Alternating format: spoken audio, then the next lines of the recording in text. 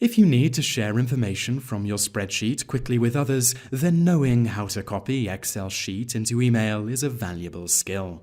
First, start the Excel sheet with the data that you want to copy. Here we have a small sheet with some simple data in it.